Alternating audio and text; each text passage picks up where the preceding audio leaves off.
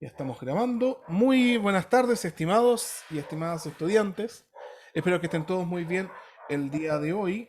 Ya veo varios participantes, ya veo 16 participantes aquí conectados. Em, entonces yo creo que ya es un buen número para que comencemos con la actividad de hoy. Me gustaría saber en qué quedaron en la clase pasada. ¿Cómo les fue? ¿Todo bien hasta ahora? La clase pasada era de fuerza, ¿cierto? Y leyes de Newton. Más que nada que las conocieran, que pudieran entender parte de estas. Entonces, me gustaría saber, ¿les quedó clara la clase? ¿Tuvieron algún inconveniente, alguna pregunta que quisieran hacer? Aprovechen de hacerlas en este momento. Sin problemas, pueden habilitar el micrófono, pueden escribir por el chat, pueden levantar la manito, les pregunto, como a ustedes les parezca mejor. Si hay dudas, aprovechen de hacerlas ahora para que no se queden colgados en la clase. Y si alguno no estudió, igual pregunte nomás si le pareció como, oh, ¿verdad que en la clase pasada vimos este concepto, pero no alcancé a estudiarlo? Pregúntelo nomás, igual.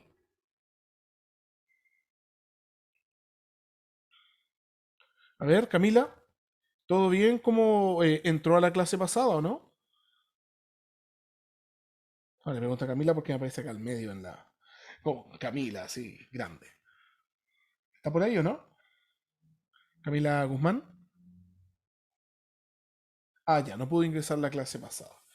Y, a ver, Patricio tampoco pudo ingresar la clase pasada. Bueno, ahora está ya habilitado el video para que lo puedan ver. Disculpen.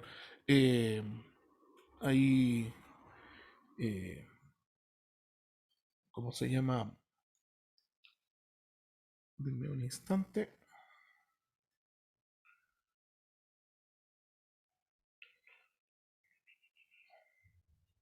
Elías ya la había subido, pero no me recordó que ya estaba en el Drive para que lo vayamos subiendo a YouTube. Así que por eso no se pudo subir en el momento.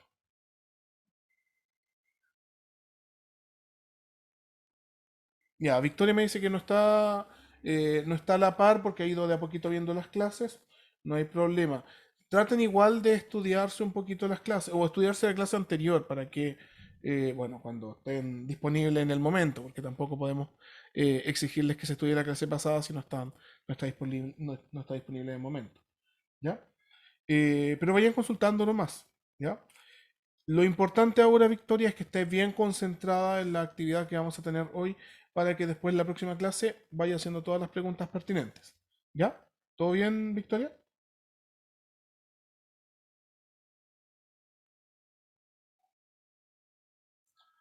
Y claro, Camila dice que tiene el micrófono malo, pero tranquilo, no se preocupe, si puede escribir también y no hay problema. Si es que en algún momento no le veo los mensajes que va haciendo, levante la manito nomás y lo vamos conversando. ¿Ya? Entonces, vamos a hacer un pequeño repaso. Voy a compartir la pizarra y vamos a hacer un pequeño repaso de lo que se supone que vimos la clase pasada, ¿ya? Con Elías, ¿ya? En primer lugar, vimos que existía una diferencia entre la dinámica y, perdón, entre la cinemática y la dinámica, ¿cierto? Teníamos un gran grupo que era el estudio de la mecánica, y aquí lo voy a escribir con texto porque escribo pésimo aquí en el teclado, digo en el touchpad. Tenemos la mecánica, y la mecánica a la vez nosotros podíamos eh, dividirla en dos grandes grupos, lo que se conoce como la cinemática y la dinámica, ¿cierto? Dinámica. ¿Cuál es la gran diferencia entre la cinemática y la dinámica? En primer lugar, la cinemática estudia el movimiento, pero se preocupa de el movimiento como tal, de las variables que están involucradas en el movimiento, es decir, la velocidad, la posición, la distancia, la aceleración, esos elementos simplemente se preocupa la cinemática. No le interesa saber qué es lo que causa el movimiento, solamente sus efectos. el efecto del movimiento, ¿cuáles serían? Eso lo estudia la cinemática. Pero aquel campo de estudio que analiza cuáles son las causas del movimiento es lo que nosotros conocemos como dinámica. Entonces, la dinámica estudia la primera parte, lo que viene antes justamente del movimiento, que es las causas de este. Y justamente en la dinámica vienen todo lo que tiene que ver con las fuerzas. ¿Ya? ¿Se entiende la diferencia entre cinemática y dinámica, chicos, chicas? ¿O no? Parece que alguien está como con la, con su internet medio malo, va entrando y saliendo constantemente. Entonces, vamos, quiero respuesta a la pregunta que acabo de decir. ¿Se entiende? Justamente, justo como dice Patricio, tenemos la causa, la dinámica y el efecto, la cinemática, ¿cierto? Entonces, con esto ya podemos ver cómo es que se comportan los medios mecánicos a través de la cinemática, su efecto, posición, distancia, velocidad, aceleración y perdón, eso el efecto, y la causa que sería justamente la dinámica, todo lo que está involucrado en qué ocurre para que haya movimiento. Hola Elías, ¿cómo está?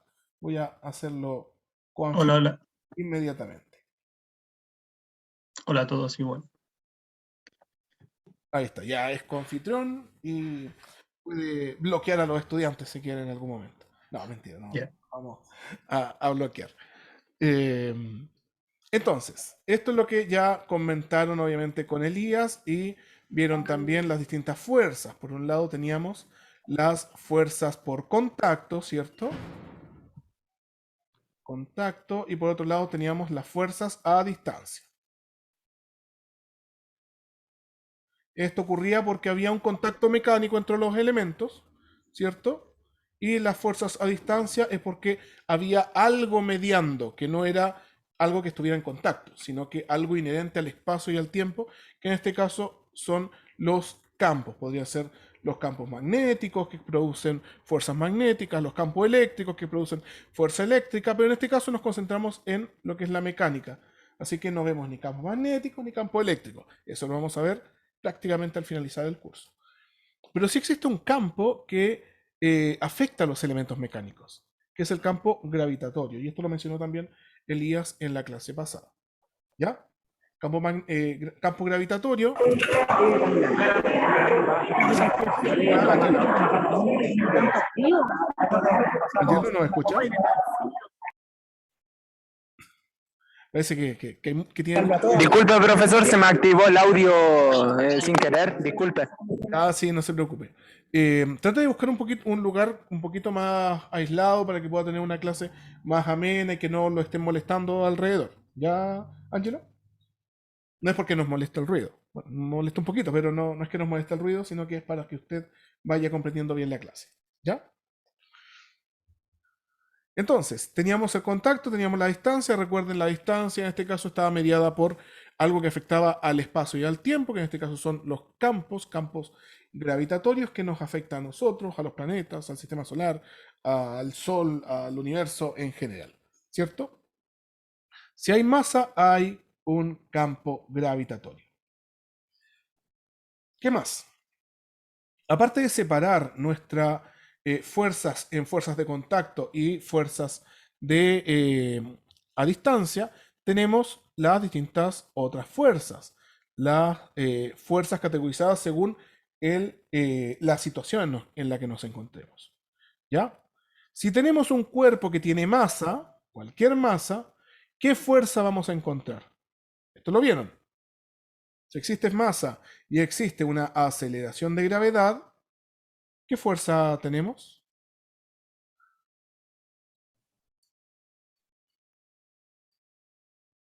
Vamos, chicos, chicas. A ver, Jennifer. Fuerza peso, perfecto. Fuerza gravitatoria también, sí. Fuerza gravitacional, sí, también fuerza gravitacional. Por lo general, gravitacional le dicen a cuando tenemos grandes masas como planetas, ¿ya? Pero cuando tenemos eh, una masa y aceleración de gravedad, lo que observamos, por ejemplo, en la Tierra, es lo que se conoce como peso. El peso es la fuerza gravitatoria debido a la masa y a la aceleración de gravedad. Entonces, si tenemos masa y tenemos gravedad, estamos frente al concepto de peso, que siempre apunta hacia abajo. ¿Ya? Esa es una de las fuerzas. Así que vamos a anotar aquí peso. ¿Qué otra fuerza vemos? Si es que tenemos una superficie, ¿ya? Que podría ser una superficie plana o una superficie inclinada, ¿ya? Y hay una fuerza afectando sobre esa superficie. ¿Qué es lo que observamos? Súper bien, Patricio, María Jesús, también la normal, que es una fuerza de reacción perpendicular a la superficie, ¿ya? Es una fuerza de reacción perpendicular a la superficie. Es súper importante esto de la fuerza de reacción, ¿ya? Y a veces uno no entiende cuando no pasa las leyes de Newton, ¿ya? Pero ustedes ya saben las leyes de Newton. De hecho, la tercera ley de Newton nos dice la ley de acción y reacción. ¿Qué nos dice la ley de acción y reacción? Que cuando yo ejerzo una fuerza sobre un objeto, sobre una superficie en este caso, que sería la fuerza peso en este caso, si tenemos una superficie horizontal, el objeto donde yo ejerzo esta fuerza siempre va a ejercer otra fuerza con la misma magnitud y con la misma dirección, pero en sentido contrario. ¿Ya? Aquí me pregunta Patricio, si la fuerza de gravedad es la misma que la fuerza peso, ojo ahí, la fuerza de gravedad como tal no existe, es un mal concepto utilizado la fuerza de gravedad como tal. Existe la fuerza gravitacional, sí, ¿ya? Que es la fuerza que por lo general ejercen cuerpos de gran masa. Pero esto asociado a cuerpos con masas más pequeñas, como por ejemplo la Tierra, se conoce como fuerza-peso, ¿ya? María Jesús me dice, ¿qué planteaba la ley de acción y reacción? Ya. La tercera ley de Newton, es decir, la de acción y reacción, nos planteaba que si se aplica una fuerza sobre un objeto, un cuerpo, imaginemos lo siguiente. Voy a dibujarlo más bonito. Tengo una mesa, ¿cierto? Y sobre esa mesa pongo un libro, ¿ya? Ahí tenemos un libro. ¿Por qué el libro no se cae? A pesar de que hay una fuerza peso hacia abajo, ¿cierto? El libro está generando una fuerza peso hacia abajo, que está afectando a la mesa, está aplicándola sobre la mesa, sobre la superficie de la mesa. ¿Por qué no se cae? Porque la mesa está ejerciendo una fuerza con igual magnitud, con igual dirección, pero en sentido contrario, hacia arriba, que se conoce como normal. ¿Ya? Eso es una fuerza de reacción. Entonces, ¿qué nos dice la tercera ley de Newton? Que cuando se aplica una fuerza sobre algo, ese objeto a la vez va a recibir una fuerza contraria en la misma dirección y con la misma magnitud, que se conoce como reacción, ¿cierto? Si tenemos una fuerza hacia un lado que se conoce como acción, hacia el otro lado vamos a tener una reacción. ¿Ya? Eso es lo que nos dice la tercera ley de Newton. Y si está sobre una superficie y estamos aplicando una fuerza peso hacia abajo, tenemos una normal hacia arriba que se conoce como la reacción que genera esa mesa. ¿Ya? ¿Todo bien? Entonces tenemos la normal. Ojo aquí, y muchos se equivocan. En esto muchos se equivocan. Si tenemos un plano inclinado y tenemos un objeto aquí, ¿el peso hacia dónde va? ¿Hacia dónde va el peso? Vamos, cualquiera se puede equivocar, así que denle nomás. Perpendicular al objeto, no.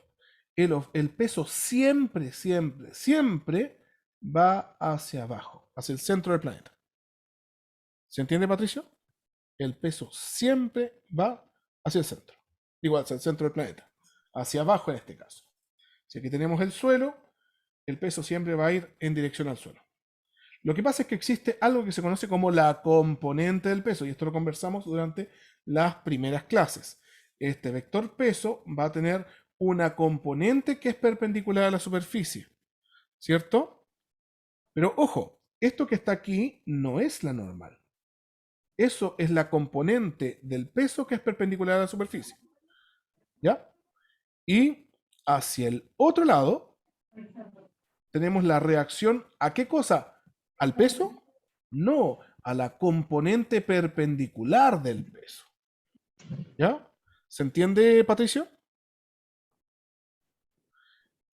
Súper bien. Entonces, si tenemos esta componente perpendicular que es del peso, es parte del peso, la normal que está aquí no toma el mismo valor que el peso, sino que toma un valor más pequeñito.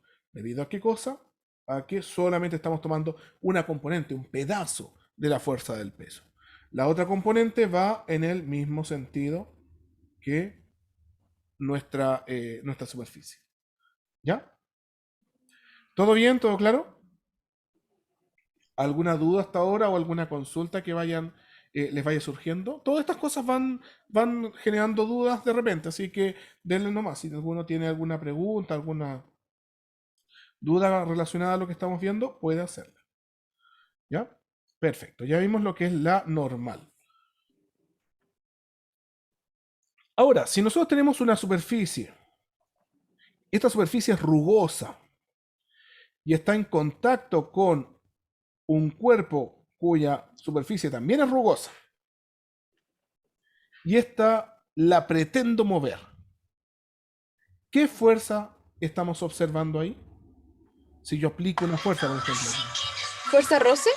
Perfecto, fuerza de roce. Y la fuerza de roce siempre va a ser, fuerza de roce, siempre va a ser contraria al movimiento que estamos observando o al movimiento potencial, es decir, al posible movimiento. Por supuesto, si nosotros vemos un plano inclinado y decimos que este plano inclinado tiene roce, y decimos que este cuerpo no se está moviendo, ¿hacia dónde va a aplicarse la fuerza de roce? Porque decimos que es roce. ¿Hacia dónde, Angelo? Hacia lo contrario, siempre le tira a la contraria, así como por ejemplo el tema de, no sé, una carrera de auto y van avanzando hacia el norte, siempre va a tirar hacia el sur. No sé si me explico. Exacto, sí, siempre contrario al movimiento o al posible movimiento, ¿cierto? Aquí sabemos que la caja va a ir cayendo. Entonces la fuerza de roce va a ir hacia arriba, a pesar de que sepamos que de momento no está cayendo.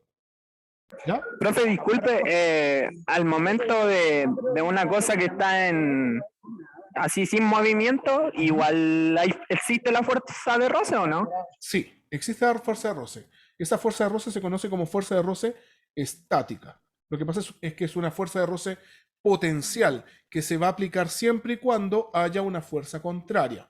¿Ya? Como por ejemplo la componente del peso que va hacia abajo. ¿Ya? ¿Se entiende, Angelo? ¿Sí? Perfecto, súper bien. Recuerden, tenemos la fuerza de roce estática, ¿ya? Estática, que la van a conocer como la fuerza de roce E, y la cinética o dinámica, que por lo general le escriben con una K de kinetic, ¿ya? Y ambas se escriben de la misma manera. Mu multiplicado por el módulo de la normal, ¿ya? Y el peso también siempre se escribe de la misma manera. La masa multiplicada por la gravedad, ¿ya? La aceleración de gravedad. Recuerden, la gravedad es una aceleración y no una fuerza.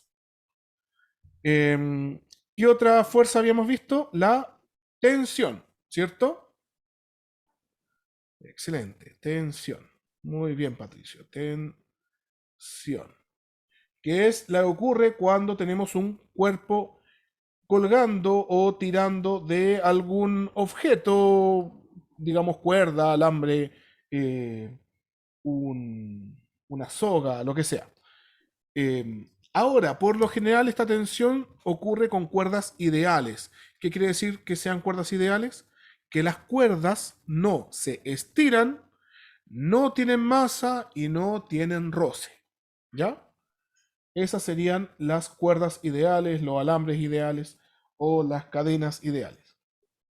En la realidad no ocurre eso, pero en física asumimos muchas cosas. Tratamos siempre de simplificar las cosas para tratar de explicar las relaciones más que lo que se observa exactamente en la vida real. ¿Ya? Y obviamente después se hacen teorías más detalladas sobre lo que ocurre en la vida real. ¿Ya? ¿Todo bien? ¿Todo claro? Súper. ¿Qué otra fuerza vieron la semana pasada? La elástica, perfecto. Esa fuerza, ¿cierto? Fuerza elástica que se debe a cuando hay resortes, ¿cierto? Hay resortes, elásticos, gomas, cualquier cosa que se estire o se contraiga, ¿ya? Entonces tenemos una fuerza elástica en donde la fuerza elástica se escribe de esta manera. Una K, donde K es la constante. Ah, ya, perfecto, María Jesús. Sí, justamente. Esta es la que está asociada a la ley de Hooke, que se aplica cuando hay resorte. Claro, justo lo que dice Elías. Y esto sería igual a menos K, donde K es nuestra constante de elasticidad, multiplicada por la diferencia de posición o cuánto se estira o se comprime el objeto, el resorte, la goma, el elástico, lo que sea, el muelle también. ¿Ya? Esta expresión es constante en un cierto rango, no siempre se cumple. ¿Ya? Por ejemplo, si uno estira un resorte y lo estira tanto que lo llega a desarmar, la fuerza elástica no se aplica. ¿Por qué? Porque ustedes deformaron el resorte. Pero si están dentro de un cierto límite, un cierto margen, y comprimen o estiran el resorte, se va a aplicar esta fuerza. Ahora, ¿de dónde sale ese signo negativo? ¿Por qué está ese signo negativo ahí? ¿Alguien me lo podría decir o no?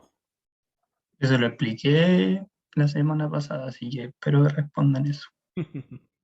Perfecto. Patricio. Que el profe había puesto un ejercicio de que si nosotros empujamos, si está, por dar un ejemplo, está en una derecha un resorte y lo empujamos hacia la derecha, la fuerza va hacia afuera, hacia el lado izquierdo en este caso. Exacto, justamente. Igual que la fuerza de roce, esta ocurre hacia el contrario del desplazamiento. ¿Ya? Entonces, si yo estoy estirando el resorte, la fuerza va a ir en contra del estiramiento que yo estoy haciendo. Y si yo empujo el resorte, la fuerza va a ir en contra de hacia donde yo empujo. Entonces, este cambio de posición es hacia donde yo estoy cambiando la posición del objeto, a través de una fuerza externa que está haciendo el cambio. Súper bien.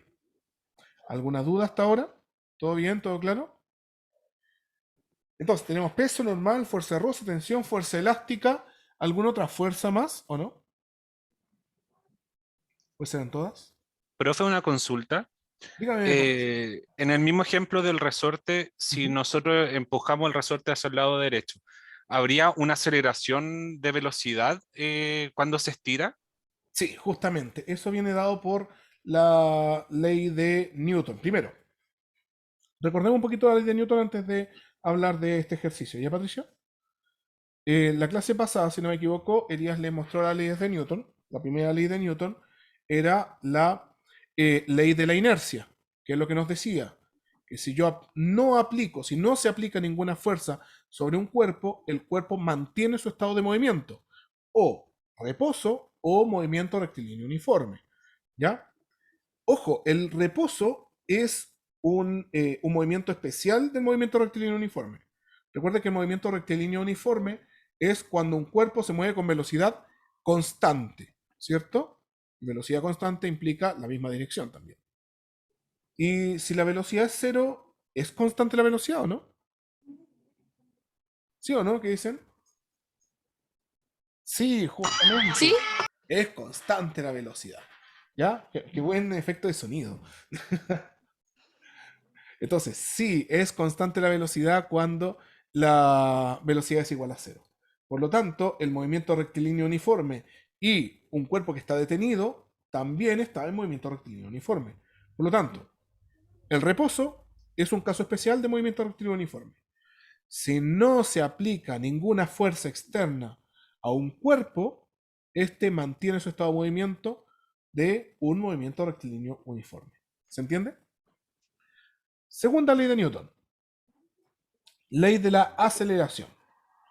Nos dice que la fuerza necesaria para acelerar un cuerpo cualquiera es proporcional a su masa. Es decir, un cuerpo con poquita masa necesita poca fuerza para ser acelerado. Un cuerpo con más masa necesita más fuerza para ser acelerado. ¿Cierto? Entonces, y aquí viene la respuesta a su pregunta. Si es que tengo un resorte que yo comprimí, originalmente estaba aquí y lo comprimí hasta acá, ¿cierto? Acá hay un delta X que va en ese sentido, ¿cierto? Entonces existe una fuerza que va en el sentido contrario. Y esa fuerza potencialmente va a generar, ¿qué cosa? Una aceleración. En el momento que yo suelto el resorte, que no estoy ejerciendo esa fuerza, este resorte va a salir acelerado hacia adelante debido a esa fuerza elástica. ¿Se entiende, Patricio? Sí, profe. Perfecto. ¿Respondo a su pregunta? Sí, se la respondió. Excelente. Y ya que estamos hablando de la ley de Newton, pasemos a la tercera, aprovechando. ¿Ya? Es súper bueno ahí cuando ya tienen el conocimiento listo, mucho más fácil pasarlo. La tercera ley de Newton, que es la de acción y reacción. Ah, ya las mencionamos, ¿cierto? Sí, la tercera ley de Newton, que es la de acción y reacción, que nos dice que si un cuerpo ejerce una fuerza, este mismo cuerpo va a recibir una fuerza con la misma magnitud, la misma dirección, pero en sentido contrario. ¿Ya? ¿Todo bien? ¿Todo claro? ¿O hay alguna duda hasta ahora? ¿Alguien que quiera preguntar cosas? ¿Alguien que le haya llamado la atención algo? Lo que estimen conveniente. A ver, miren, ahí ya llegaron varios estudiantes más. Súper, súper bien. Por supuesto, nos falta una súper importante, la fuerza neta. ¿Qué es lo que era la fuerza neta? ¿Se acuerdan o no?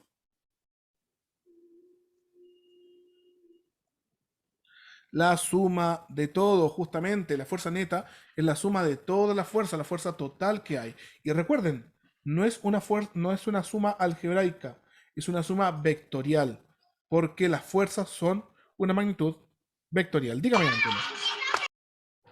Lo escucho, dígame nomás.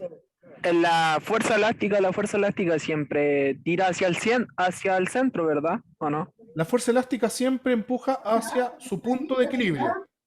¿Ya?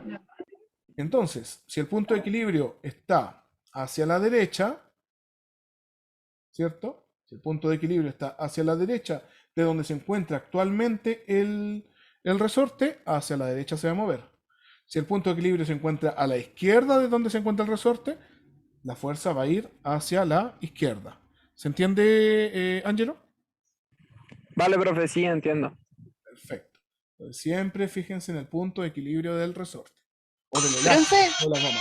Dígame, Fernanda. en fuerza de roce, ¿por qué coloco M por N? No, no es ¿Qué una significa N. eso? No es una N, eso es un mu. ¿Ya? Una letra griega que se llama mu. Y ese mu es el coeficiente de roce que podría ser estático o dinámico. Estático si es que está detenido y dinámico si es que se está moviendo. ¿Ya?